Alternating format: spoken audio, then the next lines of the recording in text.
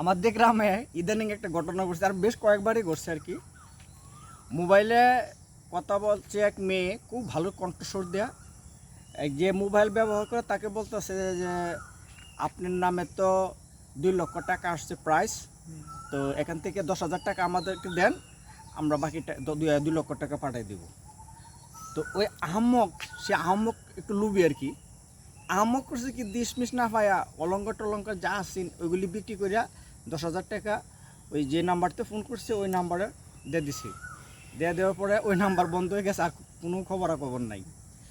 আবার বেশ কয়েকদিন আগে ওই নাম্বার আবার ব্লক করে দিছে।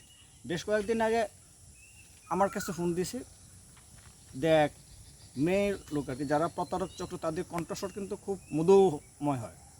তো এইগুলি গোয়ার মধ্যে আগে আঙ্গুল দিয়ে আসছি আমি, কারণ আমি যখন ডিফেন্সে ছিলাম, কর্মরত ছিলাম, গোয়ার মধ্যে আঙ্গুল দিয়া পরে নাড়াই আসছি। তো আমার বলতেছে যে আপনি কি সিমের যে ব্যবহার করেন, আপনি তো মালিক। আমি কি জি, আপনার তো 1 লাখ টাকা আসছে প্রাইস। তা আমি বললাম যে কি করতে হবে। বলতেছে যে আপনি 15,000 টাকা আমাদেরকে দেন, আপনার নামে এই 1 লাখ টাকা দিয়ে দেব। তারপর আমি বললাম যে 15,000 টাকা দিলে কি আমি 1 লাখ টাকা পাবো? জি জি জি। তো এই প্রতারক যে চক্রটা আছে, এই প্রতারক চক্রটা তো আপনারা দেখবেন এরা কিন্তু খুব কাকে কেমনে গায়েল করতে হবে ওটা কিন্তু খুব ভালো বোঝে। আবার বিভিন্ন বড় বড় ধরনের নেতা, এমপি, মন্ত্রী এদের রেফারেন্স দিছে আর কি, আবার ওদের কণ্ঠ শোনাইছে। তা আমি বললাম যে আমি যদি 15,000 টাকা দিই তাহলে কি আমি 1 লক্ষ টাকা পাবো? জি জি পাবেন। তা আমি বললাম যে 1 লক্ষ টাকা যেহেতু আমার নামে এটা হয়েছে, তো এটা আমারই। জি। তা আমি বললাম এখান থেকে আপনি 15,000 টাকা রেখে দেওয়া আমাকে বাকি টাকাগুলি পাঠিয়ে দিতে হবে। 85,000 টাকা পাঠিয়ে দেন, আপনি 1 লক্ষ টাকাতে 15,000 টাকা রেখে দেন, প্রয়োজনে 20,000 টাকা রাখেন। আপনাকে খুশি হইয়া এই 15,000 টাকা, 500 টাকা, 5,000 টাকা বেশি দিলাম, 20,000 টাকা রেখে আমাকে 80,000 টাকা দিয়ে দেন। তারপরে যে ওই নাম্বার ব্লক দিছি, ব্লগের মধ্যে আছে আর নাম্বার খুলে নাই। তো যাই হোক, এটা বলার উদ্দেশ্য হলো কি, লুবে পাপ পাপে মৃত্যু। ওই সমস্ত ফাঁদে পড়বেন না, এগুলি ভুয়া। আর যে বিকাশ নাম্বার থেকে কখনো কেউ কল করলে মনে করবেন এটা রং। আর একটা জিনিস বলি, আমাদের দেশে প্রায় লোকই কিন্তু, বেশিরভাগই লোকই কিন্তু আমরা এমবি ইউজ করি। নেট দেখি, ইমোতে কথা বলি, মেসেঞ্জারে কথা বলি, তারপর আপনার হোয়াটসঅ্যাপে কথা বলি, নেট ফেসবুক দেখি, ইউটিউব দেখি, বিভিন্ন দেখি আর কি।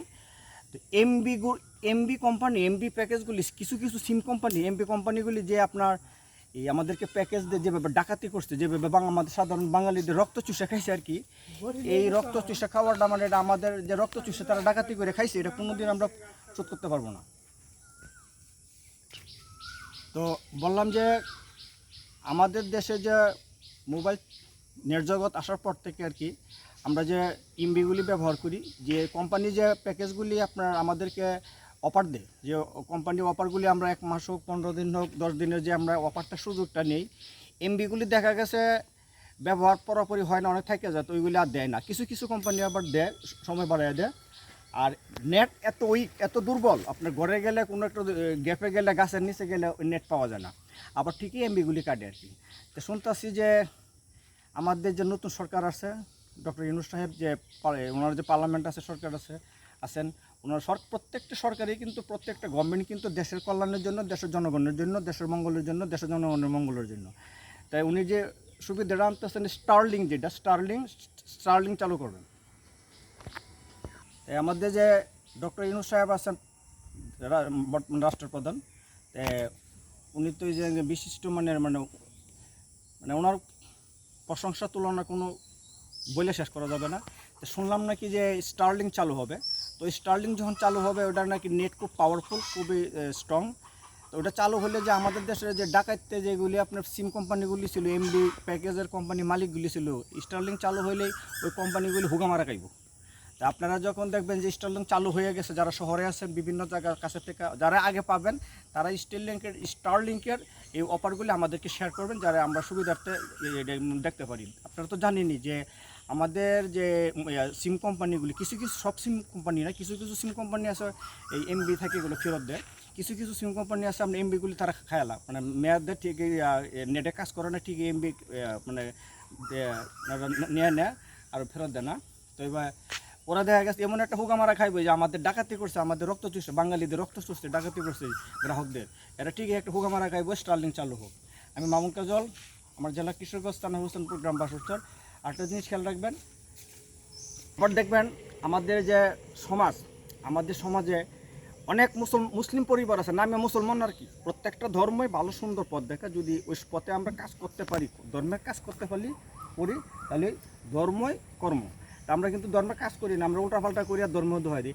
আমাদের সমাজে, আমাদের দেশে, আমাদের সমাজে, আমাদের আত্মীয়ের মধ্যে স্কুল কলেজে মেয়েরা, যুবতী মেয়েরা যায় পর্দা পরে, হাত পা মোজা পরে, কাছে হাত পা মোজা পরে যায়, স্কুল কলেজে যাওয়ার সময় আবার বুরকা, হিজাব ইত্যাদি ইত্যাদি খুব পর্দাশীল। মারা বলে যে আমার মেয়ে তো খুব পর্দাশীল, নামাজি, তারপরে আপনার এই হাদিস পরে নামাজ পড়ে, ঘর থেকে বের হয় না, আত্মীয় স্বজনের সাথে মোবাইলে কথাই বলে না। আবার দেখেছো এরা মোবাইল টিভি মেসেঞ্জারে আলাপ আলোচনা করতেছে। আবার স্কুল কলেজে যাওয়ার সময় হাতে পাবে মোজা বুরকা পরে সুন্দরভাবে যায়। যাওয়ার পরে যে স্কুল কলেজে বিভিন্ন বিয়ার অনুষ্ঠানে যে গান বাজনা হয়, ফ্যাশন হয়, ওখানে যায় আর নাচ গান করে, উড়না খুললিয়া বুক বাসায় নাচ গান করে, পিসা ঘুরে নাচ গান করে। আর এই যে টকশোর মধ্যে কিছু লুচে বইতে এটা দেখে এটা আবার ভিডিও করে পাঠায়। তো ওই স্কুলের কলেজের মধ্যে মেয়েরা যখন নাচানাচি করে, বুক বাসায় নাচে, চুল ফালাইয়া নাচে, আবার নর্তকী, আবার বুরকা কিন্তু থই হলো খুললিয়া, নর্তকী। আর যারা এই যে নাচ গানগুলি দেখে, আর আবার টুপি, কিছু লোক আছে টুপি মাথার দেয়, যে মাস্টার মশাই, কিছু মাস্টার মশাই আছে, নেতাজিরা আছে, প্রশাসনের লোক আছে, পায়জামা পাঞ্জাবি দাড়ি টুপি সব আছে, মেয়েদের নাচ দেখে।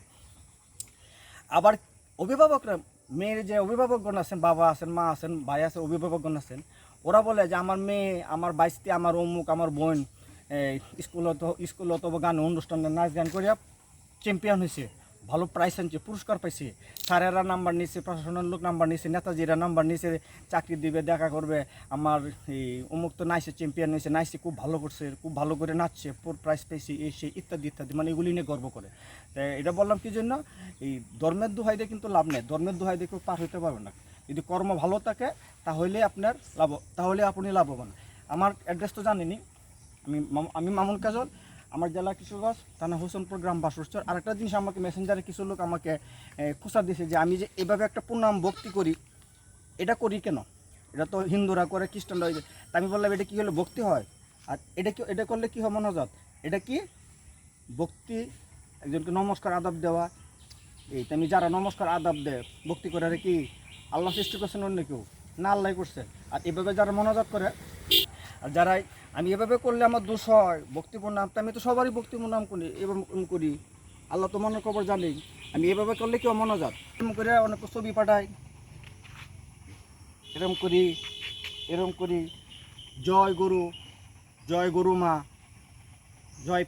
জয় পীর বাবা, জয় মুর্শিদ, জয় গুরু, জয় মা মুর্শিদ, জয় গুরুজি, জয় দয়াল মা গুরুজি। এগুলি হচ্ছে মনে প্রেম, ভক্তি, ভালোবাসা। আবার এটা করলে কি মনোজাত, সবুজ খেয়াল রাখো, অজাতে করে খুঁচাইবেন না। কর্মই ধর্ম, প্রত্যেকটি ধর্মই কিন্তু খারাপ কাজের কোনো অনুমতি দেয় নাই, আদেশ দেয় নাই। আদেশ যদি মানি তাহলে আমার জন্য এটা আল্লাহ রাসূল পাওয়া হবে, আমার পরকাল পাওয়া হবে। কারণ আমি ধন সম্পদ, টাকা পয়সা কিছু নিয়ে যাবো না। আদেশ যদি মানি এটাও যাবে, আদেশ না মানলে ওটাও যাবে। আমি মামুন কাজল, আমার জেলা কিশোরগঞ্জ, থানা হোসেনপুর গ্রাম বাসুরচর। মোবাইলে এরকম অনেক সুবিধা দিবে যে আপনার জন্য টাকা আসছে, বাড়ি আসছে, গাড়ি আসছে, তো টাকা পাঠান, খবরদার। আর মেয়ে ছেলে স্কুল কলেজে যায়, বুরকা টুরকা পরে সুন্দর করে যাওয়ার পর নাচানাচি করে, কি করে না করে এটা খেয়াল রাখবেন। আর মেয়েদেরকে ছেলেরা যে বিরক্ত করে, উত্তপ্ত করে, এটা কিন্তু খালি ছেলের দোষ না, মেয়েরও দোষ আছে। মেয়ে একটা মুসকি হাসি মারে, মুহার এরম করে, ফুটের এরম করে, এগুলি করলে ছেলেরা একটু বিরক্ত করবে। তাই এগুলোর দিকে, মেয়ের দিকে খেয়াল রাখতে ছিল। আবার আমরা বলি অমুক মেয়েটা নষ্ট, অমুক মেয়েটা চরিত্রহীন। কার লাগে চরিত্রহীন? একটা ছেলের লাগে, একটা পুরুষের লাগে। এক্ষেত্রে পুরুষও দোষ আছে। ওকে, কোথা হবে।